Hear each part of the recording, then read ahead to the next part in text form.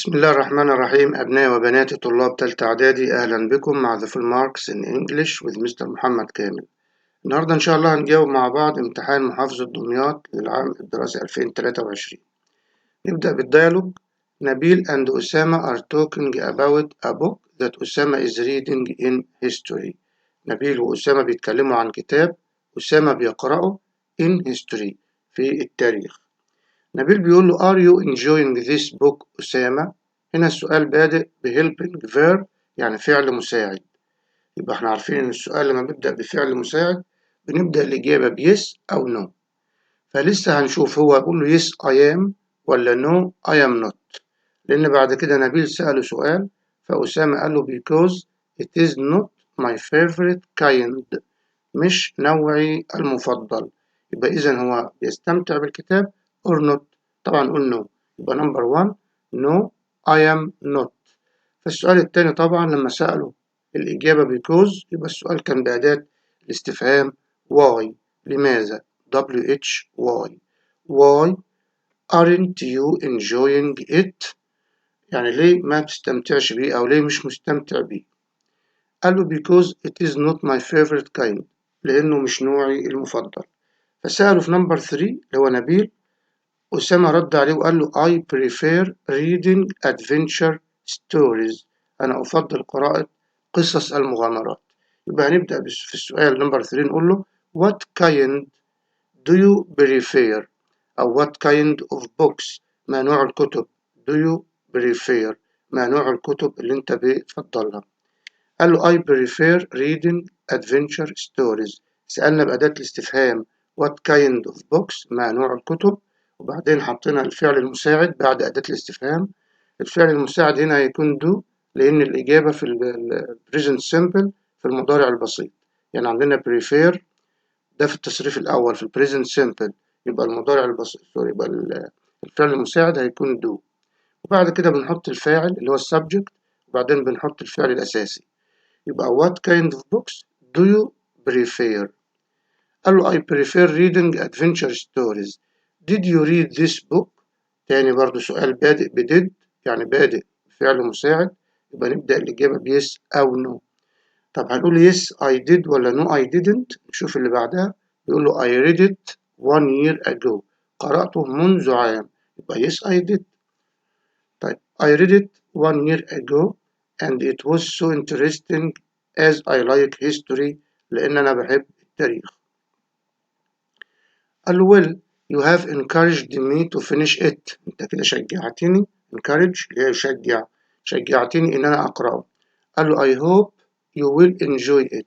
ببساطة خالص في الآخر نقول له thanks أو thank you، شكرا thanks. يبقى الإجابات نقوله مع بعض تاني بتاعت المحادثة. نمبر 1 لما كان قال له are you enjoying this book أسامة، قال له إيه no I am not، لأن إحنا مسؤولين are you، أقول no I am not. طيب في نمبر 2 لما يجاوب عليه because قال له why aren't you enjoying it، ولو حد كتب بس why لماذا الإجابة صح إن شاء الله. طيب في نمبر 3 لما قال له I prefer reading adventure stories، أنا بفضل قراءة قصص المغامرات، قال له what kind of books do you prefer. وبعد كده لما سأله did you read this book، قلنا في نمبر 4 قلنا إيه yes I did، لأنه بعدها قال أنا قرأته من سنة. آخر شيء لما قال له I hope you will enjoy it، أسامة قال له thanks. طب نيجي بعد كده للسؤال التاني. بنقرأ طبعا الكلمات الأول. understand معناها إيه؟ يفهم. neither يعني لا. dyslexia اللي هي صعوبة في القراءة. both يعني كلا. public عام وعكسها special خاص. when Sammy was young he had، طيب كان لديه، وبعدين بيقول this means هذا يعني he was bad at كان سيء في reading and writing. يبقى اللي مش كويس في الريدنج والرايتنج بنقول ان هو كان عنده ايه، برافو عليكم، ديسلكسيا صعوبة في القراءة. في نمبر 2 لما قال كان سيء في او ضعيف في at reading and writing، القراءة والكتابة. و ايه بقى الكلمة من دول اللي بيجي معاها بيجي بعدها شيء وشيء أو حاجة وحاجة، يعني كلمة and طبعا كلمة both reading and writing، في كل من reading and writing. It wasn't easy for him، لم يكن من السهل عليه to his lessons، to إيه؟ إن هو إيه؟ his lessons دروسه، أيوة understand يفهم، ما كانش من السهل إن هو يفهم دروسه. His parents asked a teacher to give him lessons، طلبوا من المدرس إن هو يعطيه طبعا special lessons دروس خاصة، which helped him to be better and do well in the exams، أو and he did well in the exams، يعني أدى أداء حسنا في الاختبارات. نيجي بعد كده للسؤال الثالث اللي هو الباسج القطعة. read the following then answer the questions. we all know that، هنقرأها مع بعض. احنا قلنا قبل كده بنقرأ القطعة الأول قراءة عادية، مش بنركز أوي زيادة عن اللزوم، يعني مش بنفضل بقى نحفظ في القطعة ونحاول نفهم كل نقطة في أول مرة. احنا بنقرأها أول مرة general reading عشان ناخد idea فكرة الموضوع بيتكلم عن إيه، وبعد كده بنقرأ السؤال كويس أوي ونفهمه كويس، وبعدين ندور على إجابته تاني في القطعة، يعني بنقرأ القطعة تاني وإحنا بنطلع إجابة الأسئلة. بس احنا هنقرأ مع بعض كده عشان بس نشرح. We all know that shopping online is useful. تمام. It saves time and effort. جملة كويسة ممكن تنفع في باراجراف بيتكلم عن shopping online، التسوق عبر الإنترنت يعني. It saves time and effort، يوفر الوقت والجهد. effort الجهد. You can buy what you want، ممكن تشتري اللي انت عاوزه anytime without moving. It's a form، شكل من electronic commerce، تجارة إلكترونية، which allows التي تسمح the users للمستخدمين directly buy goods يشتروا إيه؟ goods يعني بضائع from a seller over the internet. However ولكن my opinion changed، رأيي تغير when I decided to buy a present to my daughter on her birthday. I visited the websites for electronics until I found what I want and ordered a modern computer. هو طلب إيه؟ a modern computer علشان عيد ميلاد بنته. The delivery arrived in 1 week. طيب التوصيل تم في أسبوع. in 1 week. I opened the box.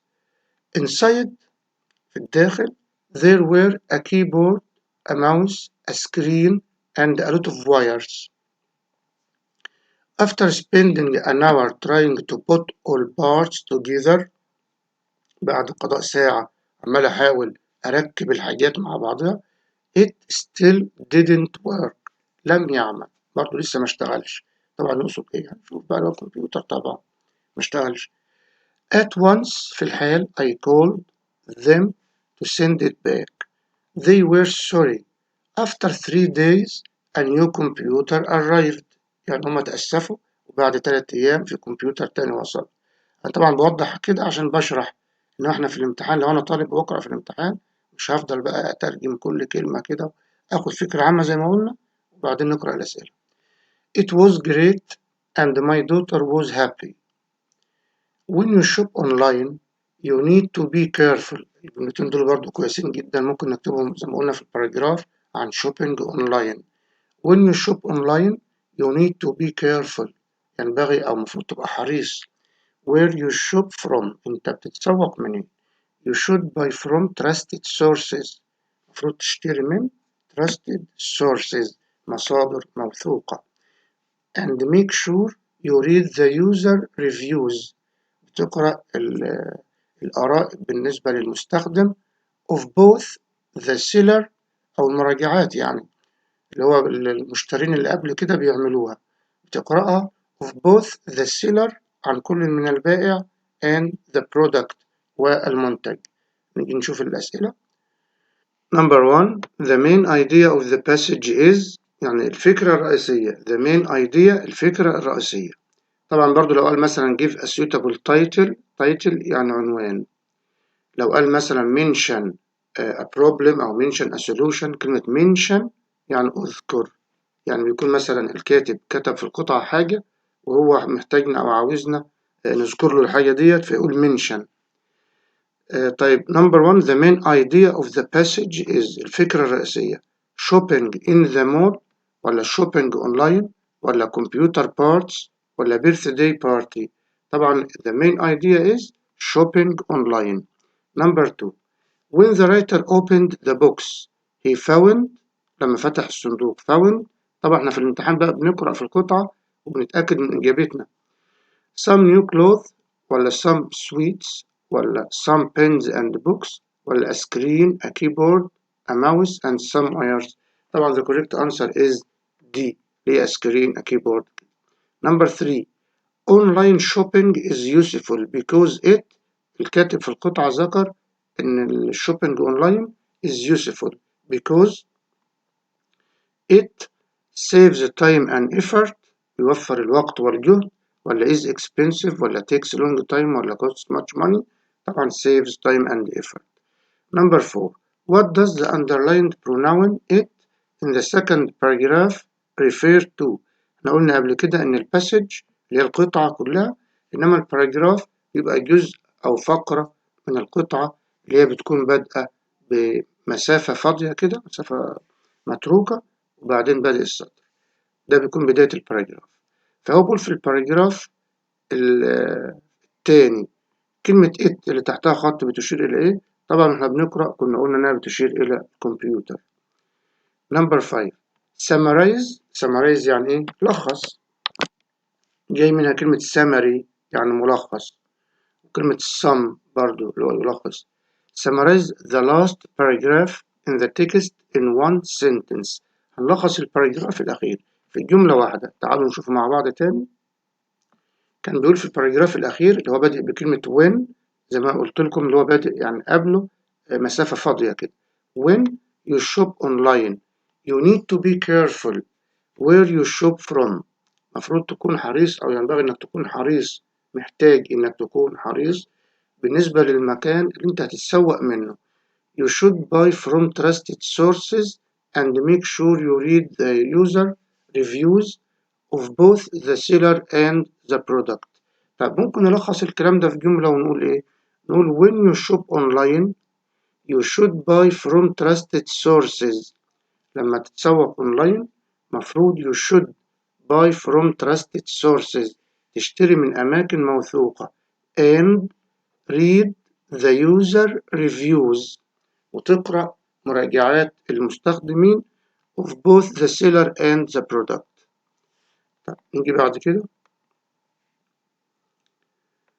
Do you think number 6 do you think the writer's daughter was happy? Why؟ هل تعتقد إن الرايتر's daughter كانت سعيدة؟ لماذا؟ Yes, she was happy because her father gave her a computer as a present. لأنه حتى في القطعة كان بيقول it was great and my daughter was happy. كان رائع اللي هو الكمبيوتر والبنت كانت سعيدة أو فرحانة. Because her father gave her a computer as a present. أعطاها كمبيوتر كهدية. أو عاوز تقول because finally a new computer arrived. أوكي، أي إجابة مناسبة يعني. نيجي بعد كده للسؤال اللي هو choose the correct answer عن vocabulary والstructures. Number 1, a garden is a large open area where we can see beautiful plants and trees. طبعا نقول passenger ولا botanical ولا smart. طبعا حافظينها كلمة botanical garden حديقة نباتية. Number 2, means cars, lorries and motorbikes that use a road, station, ports, monument, traffic. ايه اللي معناها من الكلمات دي؟ السيارات وعربات النقل والدراجات البخارية اللي بتستخدم الطريق. طبعا traffic حركة المرور traffic. Number 3, دمياط is a peaceful city. peaceful اللي انتوا حافظينها معناها هادئ، مدينة هادئة. The word peaceful means تعني noisy, dirty, quiet. طبعا the correct answer is quiet اللي هي الأخيرة اللي هي الإي قبل التي معناها هادئ peaceful. أما quiet اللي قبلها دي معناها إلى حد ما. Number 4 to get the adjective عشان نحصل على الصفة from the noun wood من كلمة wood اللي هي معناها الخشب، عاوزين منها الصفة يبقى معناها خشبي أو مصنوع من الخشب. we add the suffix بنضيف الحروف في الآخر بتبقى إيه؟ طبعا en wooden يعني خشبي. Number 5 the parents knew that the children were because they heard them talking. الوالدين عرفوا إن الأطفال كانوا إيه؟ لأنهم سمعوهم بيتكلموا. awake, sleeping, weak, awesome. طبعا the correct answer is لو انتوا في الامتحان هتختاروا ايه؟ طبعا awake يعني مستيقظ. Number 7 they didn't win the match ما فازوش بالمباراة. so they were all لذلك كانوا ايه كلهم بقى؟ نقول happy ولا sad ولا cheerful ولا joyful؟ طبعا sad لأنهم ما فازوش بالمباراة. نجي بعد كده للسؤال Number 5 The train usually عادة الفعل في التصريف الأول في المضارع البسيط هنا الفاعل مفرد يبقى هنضيف للفعل إيه؟ S يبقى the train usually takes 6 hours to reach Luxor. Number 2 This is the film I have ever seen رأيته في حياتي يعني ده عاوز يقول bad اللي هي سيء عاوز يقول أسوأ فيلم شفته. هنا بيقارن بين فيلم وفيلم آخر ولا بين فيلم وباقي الأفلام؟ أيوة باقي الأفلام اللي شافها في حياته يعني بيقارن بين طرف في مجموعة وأكتر من طرف. فيبقى ديت لو إحنا في الصفات العادية بتبقى الصفة القصيرة بنحط قبلها ذا وبعدها إي إس تي. إنما ما ننساش إن باد ديت من الصفات الشاذة اللي هي بتبقى في الحالة ديت هتبقى worst WORST. يبقى this is the worst film I have ever seen. He has been at this school وبقول 2020 طبعا بدل for هنحط since يعني منذ since 2020. فاكرين احنا قاعدة since بعدها بداية المدة وفي الإمة التانية زمن ال present perfect المضارع التام. Number 4 both نبيل and علي وبقول be at school yesterday التصريف التاني من verb to be اللي هو معناه يكون هيبقى where WERE. يبقى both نبيل and علي where كانوا at school yesterday. Number 5 she وبقول has to stay up late stay up يعني يسهر. she has already done her homework هي بالفعل خلاص عملت الواجب بتاعها يبقى هي مضطرة has to طبعا لأ she هننفيها بقى ننفيها ازاي doesn't have to. ناخد بالنا ان مع doesn't او مع does يعني بيجي الفيرب في الانفينيتيف في المصدر فالمصدر من has هتبقى have HAVE يبقى she doesn't have to stay up late. السؤال الأخير طبعا اللي هو سؤال الباراجراف بقول a short story about a holiday that you enjoyed a lot قصة عن أجازة أنت استمتعت بها كثيرا. وزي ما قلت لكم قبل كده بإذن الله هنعمل أو نخصص حلقة مستقلة لموضوع الباراجراف.